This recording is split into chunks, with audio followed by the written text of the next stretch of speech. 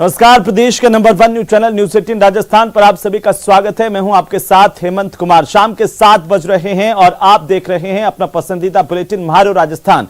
शाम के 7 बजे की 7 बड़ी खबरों पर एक नजर डाल लेते हैं जो आज हम आप तक विस्तृत तौर पर पहुंचाएंगे। आपको बता दें कि पहली बड़ी खबर है यात्रा को नारी शक्ति का साथ और आज बड़ी तादाद में महिलाएं शामिल हुई राहुल गांधी की भारत जोड़ो यात्रा के दौरान। तो वहीं राजस्थान के रंग में आखिरकार गांधी परिवार किस तरीके से रंगा है यह भी हम आपको बताएंगे। तो साथ ही हम आपको दिखाएंगे कि जयराम रमेश का आखिरकार वो संदेश क्या है, राजस्थान के परिदृश्य में किस तरीके से राजस्थान को साधने की बात कही गई है। तो वहीं सवाल इस बात को लेकर के भी कि आखिरकार प्रदेश में चल रहा न्यायिक कर्मचारियों का आंदोलन कब रुकेगा, इस पर भी जानकारी देंगे। तो साथ ही हम आपको बताएंगे कि सुसाइड से आखिरकार कहां पर सनसनी फैली और ग्रेटर को संजीवनी कैसे मिली है। वहीं आपको वो तस्वीरें भी दिखाएंगे जब बुलेट वाली दुल्हनियां मंडप तक पहुंची। तो बने रहिए हमारे साथ, देखते रहिए महारो राजस्थान। तो चलिए आगे बढ़ेंगे और शुरुआत करते हैं भारत जोड़ो यात्रा से। क्या भारत जोड़ो यात्रा से राजस्थान की सियासी तस्वीर बदल रही है? कांग्रेस के मीडिया प्रमुख जयराम रमेश का यह दावा है कि गहलोत पायलट में कोई मनभेद नहीं है और 2023 में इसका सकारात्मक असर दिखेगा। तो क्या यह माना जाए कि जनता की गंभीर भागीदारी से भारत जोड़ो यात्रा अपने मकसद के करीब पहुंच रही है?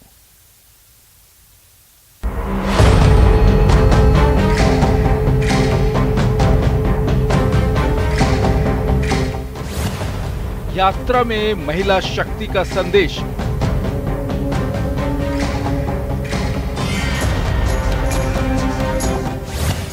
राजस्थान में यात्रा से बदल रहा माहौल। तो कोई लड़ाई नहीं है, कोई लड़ाई नहीं है, कुछ मतभेद हैं। राहुल जी ने कहा है मध्य प्रदेश में दोनों एसेट हैं। जिस भारत जोड़ो यात्रा को लेकर बीजेपी हमलावर है, उसी भारत जोड़ो यात्रा से कांग्रेस राजस्थान में अपनी सियासी स्क्रिप्ट बदलने की उम्मीद लगा रही है। राहुल के एसेट अगर दिल से साथ आ जाएं, तो बीजेपी की मुश्किल बढ़ सकती है और कांग्रेस की ताकत बढ़नी तय है। संकेतों में कुछ ऐसा ही कह रहे हैं कांग्रेस के मीडिया प्रमुख जयराम रमेश। एक अनुभवी, एक वरिष्ठ, एक्सपीरियंस और दूसरी तरफ एक युवा, लोकप्रिय, काफी ऊर्जावान। दरअसल जैसे जैसे राजस्थान में भारत जोड़ो यात्रा बढ़ती जा रही है, उसको मिल रहे समर्थन से कांग्रेस का जोश हाई है।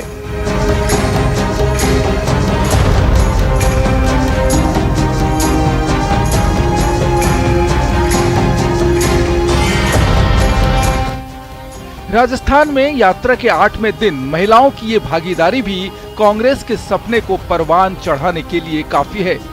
झालावाड़ और बारां में करीब 2,500 महिला कांग्रेस के कार्यकर्ता उनके स्वागत के लिए मौजूद थे और बूंदी में 800 से 1000 के बीच में महिला कार्यकर्ता, केवल महिला कांग्रेस के। और जो महिलाएं लगातार चल रही, मैं उनकी नहीं कह रही हूँ, आज भी करीब 5000 के करीब महिलाएं हैं। आज प्रदेश के विभिन्न हिस्सों से आई है। सरपंच, पंच, डायरेक्टर, पंचायत समिति सदस्य, जिला परिषद सदस्य, प्रमुख, प्रधान आज महिलाएं हैं। महिलाएं आगे बढ़ रही है और आज बहुत जन सैलाब उमड़ रहा है। पूरी राजस्थान क्षेत्र की महिलाएं आई हुई है। 8वें दिन की यात्रा में महिला यात्रियों को तवज्जो मिली। खास बात ये रही कि सवाई माधोपुर की इस यात्रा में प्रियंका गांधी अपनी बेटी मिराया के साथ शामिल हुई।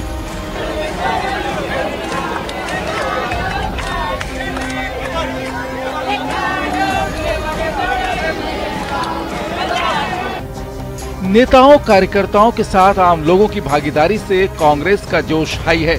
अब इसे राहुल के बयान का असर कहें या आम लोगों से मिल रहे संकेतों का फायदा, इतना तो तय है कि पार्टी के अंदर की खींचतान के धीमे होने से पार्टी 2023 में अच्छे प्रदर्शन का दावा करने लगी है।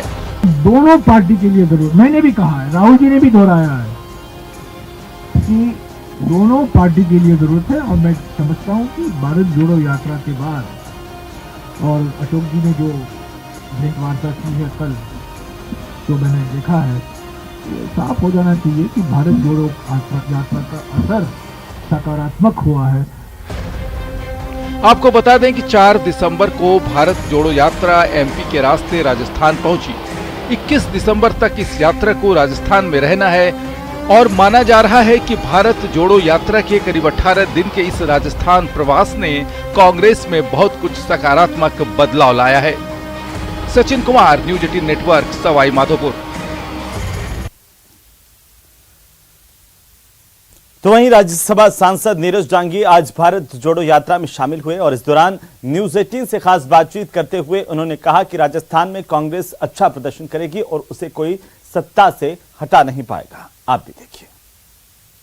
भारत जोड़ो यात्रा पीपलवाड़ा से निकल चुकी है और अब कुछ ही देर में जो है भारत सर्कल पर जाकर वो रुकेगी, नुक्कड़ सभा के साथ समाप्त होगी। ऐसे में राज्यसभा सांसद मेरे साथ मौजूद है। सर, यात्रा निकाली जा रही है, 2700 किलोमीटर का सफर लगभग तय कर चुके हैं राहुल गांधी। आगे का क्या रोड मैप है, कैसे कांग्रेस आगे अपने? देखिए, कांग्रेस ने एक बहुत बड़ा उदाहरण पेश किया है देश के अंदर। भारत जोड़ो यात्रा का परिणाम सामने है, हिमाचल का रिजल्ट। हम लोगों ने एक और मुख्यमंत्री कांग्रेस का देश को दिया है। भारत से कांग्रेस को खत्म करने की बात कर रहे थे कि जो है भारत मुक्त, कांग्रेस मुक्त भारत होगा, लेकिन ये कहना चाहूंगा कि हिमाचल की जीत से बहुत हौसले बुलंद हुए हैं कांग्रेस के कार्यकर्ताओं के। और आने वाले वक्त के अंदर जहां कर्नाटक में चुनाव होगा, राजस्थान में 1 साल बाद चुनाव है, इन चुनावों के अंदर बहुत बेहतर परिणाम कांग्रेस के आएंगे, ये मेरा मानना है। राहुल गांधी ने भी यात्रा की। राहुल गांधी की दादी जो है इंदिरा गांधी, उन्होंने भी यात्रा की। उनके फादर राजीव गांधी ने भी यात्रा की। तो जब विपक्ष कमजोर हो जाता है तो यात्राओं पर निकल जाता है, क्योंकि देखा गया है कि जब वो सत्ता में कमजोर पड़ रहे थे तो उन्होंने भी पैदल यात्रा की, जनसंवाद किया और जीत हासिल की उसके बाद। देखिए, इसमें 2 पहलू हैं। जब महात्मा गांधी ने यात्रा की थी, वो दौर था जब हम गुलामी की बेड़ियों में जकड़े हुए थे। तो चलिए अब देखते हैं कि आखिरकार यात्रा के दौरान राजस्थान के रंग में गांधी परिवार किस तरीके से रंगा हुआ नजर आया। दरअसल राजस्थान में भारत जोड़ो यात्रा को डबल पावर देने के लिए उनकी बहन और कांग्रेस की महासचिव प्रियंका गांधी भी यात्रा में पहुंची हुई हैं और इसी दौरान गांधी परिवार राजस्थानी रंग में दिखाई दिया। टीवी स्क्रीन पर इससे जुड़ी 2 अलग अलग तस्वीरें हम आपको दिखा रहे हैं और पहली तस्वीर में बेटियों के साथ गांधी परिवार दिखाई दे रहा है, नारी शक्ति के साथ दिखाई दे रहा है, जबकि दूसरी जो तस्वीर है उसमें कांग्रेस की महासचिव प्रियंका गांधी की तस्वीर, जिसमें उनका एक नया अंदाज, निराला अंदाज देखने को मिला है। प्रियंका गांधी ने पारंपरिक लोक नृत्य कलाकारों का डांस देखा, उनके साथ झूमकर प्रोत्साहित किया। इस दौरान राहुल गांधी और प्रियंका गांधी के पति रॉबर्ट वाड्रा भी मौजूद रहे। टीवी स्क्रीन पर देखिए, पद्मश्री अवॉर्डी गुलाबो सपेरा यहां पर पहुंची हुई थी, राहुल गांधी की यात्रा में हिस्सा बनी और इसी दौरान जब वे नृत्य करने लगी राजस्थानी शैली में तो प्रियंका गांधी भी आगे आई और इस रंग में पूरी तरह से रंगी हुई नजर आई।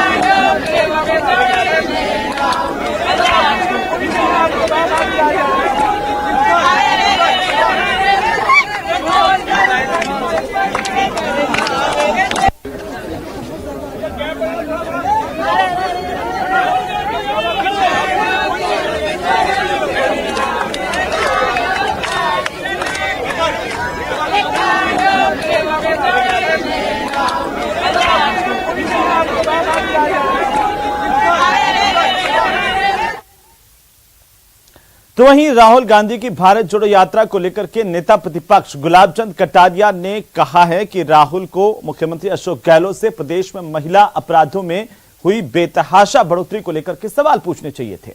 महिलाओं को साथ लेकर के चलने भर से प्रदेश की उन महिलाओं को न्याय नहीं मिल जाएगा जिनके साथ दुष्कर्म हुए हैं। कटारिया ने कहा कि राहुल गांधी उन घटनाओं पर पर्दा डालना चाहते हैं जिनसे प्रदेश की बदनामी हुई है। हमारे संवाददाता बाबूलाल धायल ने नेता प्रतिपक्ष गुलाब चंद कटारिया से खास बातचीत की, आप भी देखिए। प्रदेश में एक तरफ राहुल गांधी की भारत जोड़ो यात्रा चल रही है तो दूसरी तरफ बीजेपी जन आक्रोश यात्रा निकाल रही है। इस बीच नेता प्रतिपक्ष गुलाब चंद कटारिया हमारे साथ मौजूद हैं, उन्हीं से बात करते हैं। आज राहुल गांधी ने महिलाओं को साथ लेकर के यात्रा निकाली, क्या सोचते हैं आप? बड़ी संख्या में महिलाएं भी उमड़ी हैं उनकी यात्रा में। देखो, मैं सोचता हूं कि राजस्थान महिला अपराध का केंद्र बन गया और राजस्थान सरकार की सबसे बड़ी आलोचना का आधार ही महिला एक तरह से दुष्कर्म है। हमारे यहाँ 4 साल की बच्ची के साथ दुष्कर्म होता है, स्कूल में अध्यापक ही बच्ची के साथ बलात्कार करता है, हॉस्पिटल में अगर कोई मरीज जाए तो वहाँ बलात्कार हो जाता है, थाने में अगर कोई अपराधी के कोई अपनी शिकायत लेके जाए तो उसके साथ, तो एक तरह से बलात्कारों का ही अड्डा बना हुआ है। उसकी झेप पिंडाने के लिए किसी ने ये दिमाग में लगाया होगा कि महिलाओं को भी लेकर के आप निकालो तो शायद आपके ऊपर ये जो कालिक पोती हुई है इसमें कोई फ़र्क पड़ सकता है, तो ये सोच करके निकाला है। और वैसे तो हर पार्टी में महिलाएं तो होती है, कोई भी कार्यक्रम मैं भी करना चाहूँ कि भाई महिला सम्मेलन, तो मेरे पार्टी में भी हजारों महिला आती है।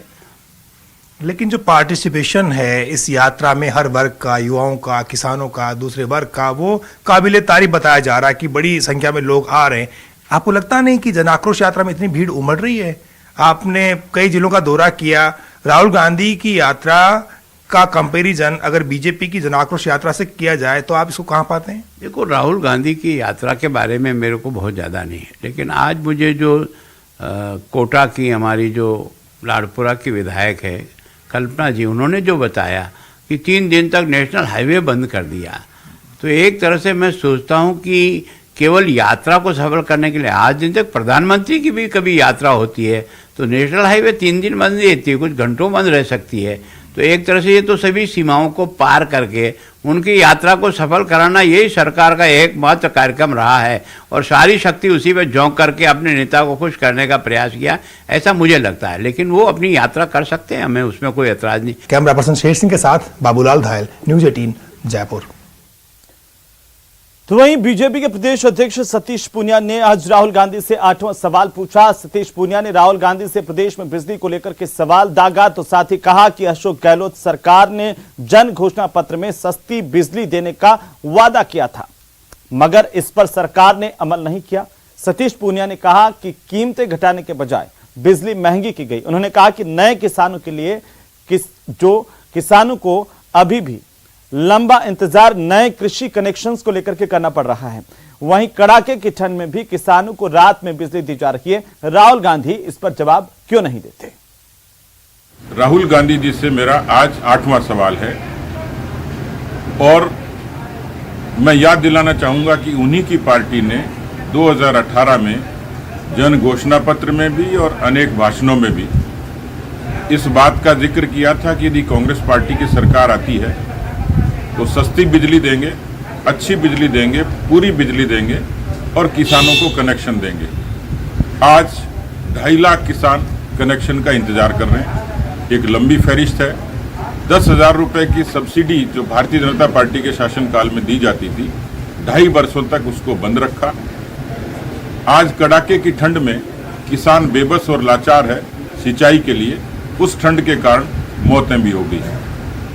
साथ ही जो बिजली में फ्यूल चार्ज के नाम पर जो भार डाला गया, वो राजस्थान के उपभोक्ताओं को 350 करोड़ से भी ज्यादा का भुगतान करना पड़ेगा।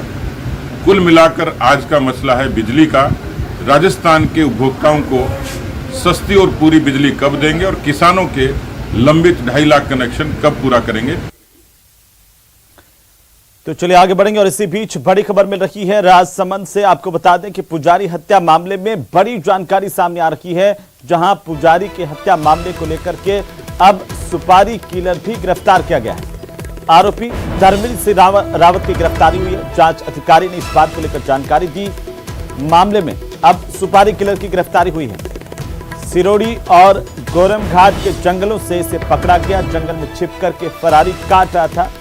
जांच अधिकारी की ओर से इसे लेकर जानकारी दी गई है। सिरोड़ी और गोरम घाट यहां से इसे पकड़ा गया। यहां जंगलों में छिप करके फरारी काट रहा था। पुलिस ने 10 दिन तक यहां पर सर्च ऑपरेशन चलाया। इसे आखिरकार दबोच लिया है। मामले में अब तक 12वां आरोपी गिरफ्तार किया गया है। ज्यादा जानकारी के साथ हमारे सहयोगी अलकेश सनाडे हमारे साथ जुड़ चुके हैं फोन लाइन पर। अलकेश, क्या अपडेट है इस पूरे मामले पर? जी, मैं आप बता दूं, राजसमंद पुलिस को जो पुजारी हत्याकांड मामला था, पेट्रोल को जलाने का जो मामला था, उस मामले में आज राजसमंद पुलिस को एक बहुत बड़ी सफलता मिली है। राजसमंद पुलिस ने आज इस मामले में जो 12वीं गिरफ्तारी की है। इस मामले में पुलिस ने जो पिछले लंबे समय से फरार चल रहे आरोपी धर्मवीर सिंह रावत को गिरफ्तार किया है। और जो पुलिस के अनुसार जो पुलिस ने इस गिरफ्तारी के लिए देवगढ़ के कोरमघाट और सिरोड़ी के जंगलों में लगातार 10 दिन तक दबिश दी। दबिश के दौरान फिर आरोपी को गिरफ्तार किया और धर्मवीर सिंह को पुलिस ने आज जो गिरफ्तार किया है इसको बापर्दा रखा गया है। और धर्मवीर सिंह के बारे में पुलिस का ये कहना है, जो जांच अधिकारी है बेनी प्रसाद मीना, उन्होंने बताया कि आरोपी जो है धर्मवीर सिंह, इसके ऊपर पहले भी ये सुपारी किलर बताया जा रहा है, जो लोगों से पैसे लेकर लोगों पर हमला करना, मारपीट करना, जानलेवा हमला करना, ऐसे मामले इस आरोपी के ऊपर पहले से हैं। ऐसे में पुलिस कहीं न कहीं अब जो पुलिस ने जो पुजारी की हत्याकांड, जो हत्या के बाद जो सर्च ऑपरेशन को जो में थोड़ी तत्परता दिखाई और आरोपियों की धरपकड़ के लिए लगातार जंगलों में जब पुलिस ने दबिश देना शुरू किया, तो अब लगातार पुलिस को इस मामले में सफलता मिल रही है। ऐसे में आज जो सिरोड़ी देवगढ़ थाना क्षेत्र के सिरोड़ी गांव के निवासी धर्म सिंह को जंगलों से गिरफ्तार किया है।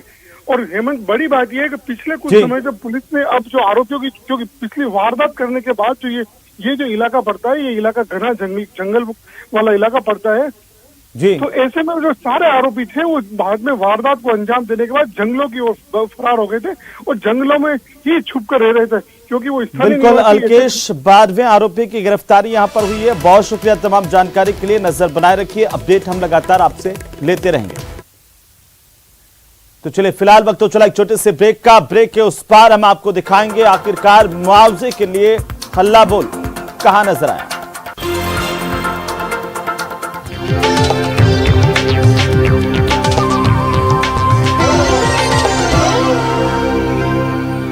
हेडलाइंस प्रेजेंटेड बाय पेट सफा आयुर्वेदिक चूर्ण, पेट सफा तो हर रोग दफा।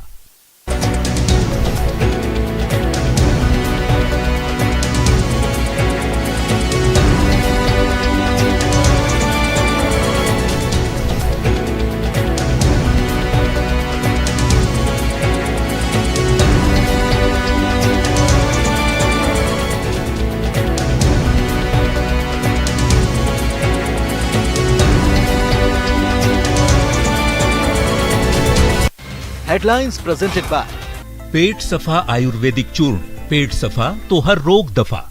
राहुल की यात्रा की सवाई माधोपुर में एंट्री। भारत जोड़ो यात्रा ने कांग्रेस में भरा जोश। बीजेपी के लिए बढ़ेगी चुनौती। पूर्वी राजस्थान की 18 सीटों पर मजबूत होगी कांग्रेस।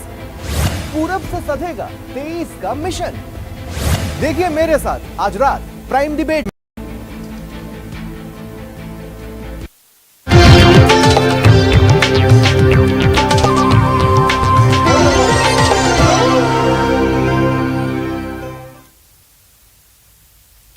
तो चलिए, ब्रेक के बाद एक बार फिर से आपका स्वागत है। न्यायिक कर्मचारी सुभाष मेहरा की मौत के मामले में एनडीपीएस कोर्ट के न्यायिक अधिकारी कृष्ण स्वरूप चलाना के खिलाफ षड्यंत्र के तहत हत्या करने का केस दर्ज किया गया है।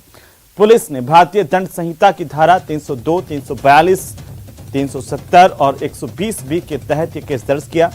24 दिनों से कार्य का बहिष्कार कर रहे न्यायिक कर्मचारी संगठनों के साथ सुभाष मेहरा के परिजनों ने इसे न्याय की जीत करार दिया है। प्रदेश भर के न्यायिक कर्मचारी लगातार प्रदर्शन कर रहे हैं।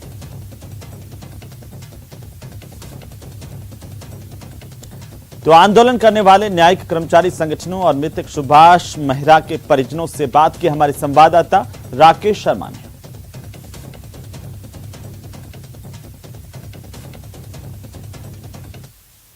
लगातार इस आंदोलन का नेतृत्व करते रहे हैं और सुभाष मेहरा की मौत की न्यायिक जांच की मांग करते रहे हैं। हमारे साथ सबसे पहले हम नत्थू सिंह तंवर से बात करते हैं। नत्थू जी, एफआईआर दर्ज हुई है, किस तरीके से आप देखते हैं, क्या मानना है आपका? मैं ये देख रहा हूँ कि माननीय उच्च न्यायालय के चीफ साहब को ये देखना चाहिए कि मेरी रजिस्ट्री में कितना भ्रष्टाचार है। उच्च न्यायिक अधिकारी अपने पद का दुरुपयोग करते हुए और 1 महीने के बाद एफआईआर हत्या के प्रकरण को दबाया है।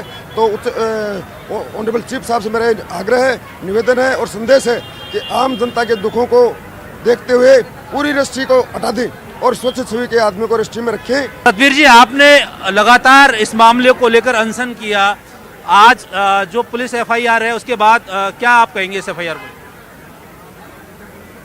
एफआईआर माननीय चीफ साहब और राम सिंह जी शेखावत की बदौलत हुई है, वरना न्यायिक अधिकारियों ने कोई कसर नहीं छोड़ी।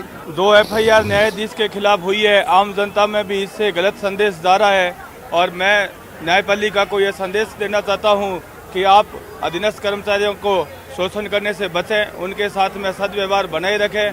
कैमरा पर्सन मान सिंह के साथ राकेश शर्मा, न्यूज 18 राजस्थान, जयपुर। तो वहीं राजधानी जयपुर में नेपाली युवती और एक महिला की ह्यूमन ट्रैफिकिंग का मामला सामने आया। दरअसल नौकरी लगाने के बहाने नेपाल से दिल्ली बुलाकर के इन दोनों को तस्करी करके जयपुर एयरपोर्ट से दुबई और कुवैत भेजा जा रहा था। रिपोर्ट देखिए।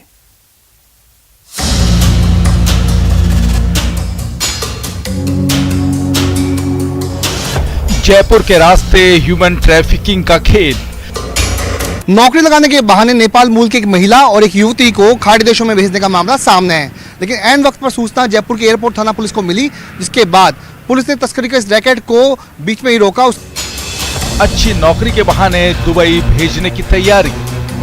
फोन आया और नेपाल एम्बेसी से और एक बिहार पुलिस के इंस्पेक्टर हैं, उनका फ़ोन आया कि हमारे पास ऐसी सूचना है कि 2 लड़कियां जो नेपाल की रहने वाली हैं वो जयपुर के रास्ते दुबई जा रही हैं। जयपुर के रास्ते नेपाल की महिलाओं को दुबई भेजने का खेल पुलिस की सतर्कता से परवान ना चढ़ पाया हो, लेकिन पुलिस पूछताछ में महिलाओं ने जो खुलासा किया है वो हैरान करने वाला है। पुलिस सूत्रों की माने तो कई और महिलाएं दिल्ली के एक होटल में हैं और दुबई जाने की तैयारी में हैं।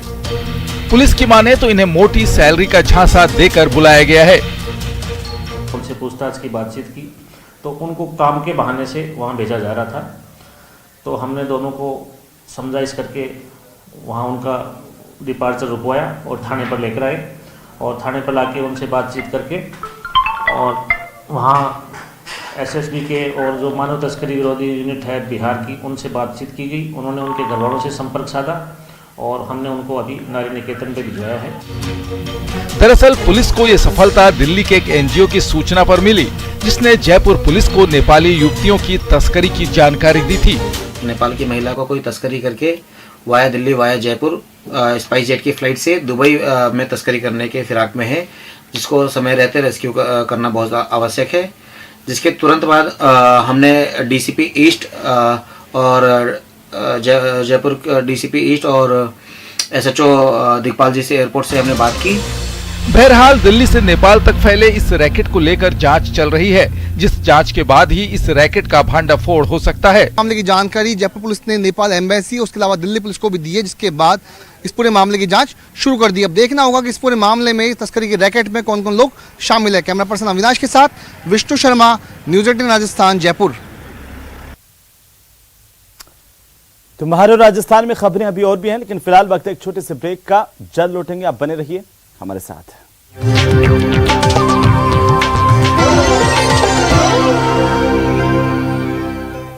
राहुल की यात्रा की सवाई माधोपुर में एंट्री।